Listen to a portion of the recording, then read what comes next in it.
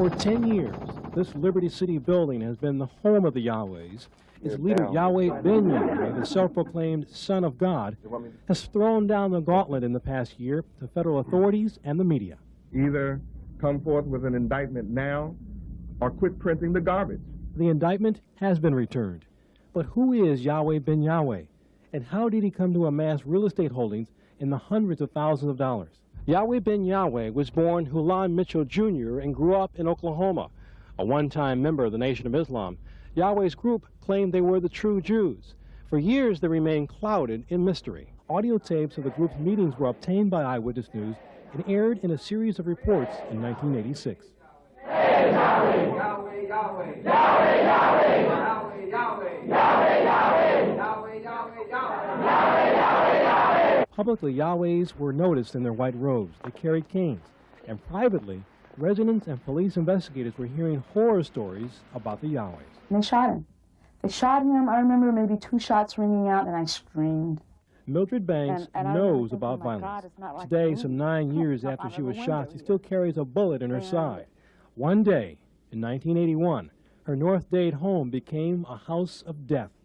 Banks and her husband, Carlton Carey, had just returned from talking with police about another Yahweh member who had been decapitated. But when they entered the home, they knew something was wrong. In 1986, she spoke with Eyewitness News. I remember coming to and seeing them drag Michelle out. And I remember saying to myself, they are going to cut his head off. And I remember saying to myself, I got to get help, but the phones were down. Today, Yahweh ben Yahweh is charged in her attempted murder and the death of her husband. October 1986, Yahweh's take over an Opelika apartment building.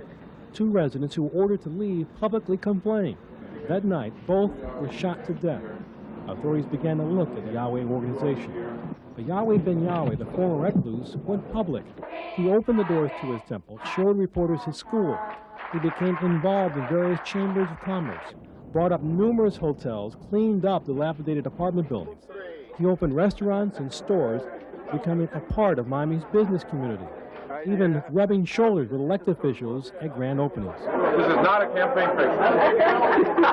Hold on, someday, you never know. Today, Yahweh ben Yahweh is a defendant, but for months he lashed out at those who spoke out. And they've been investigating for several years, and that's all they can find. So they're on a fishing expedition.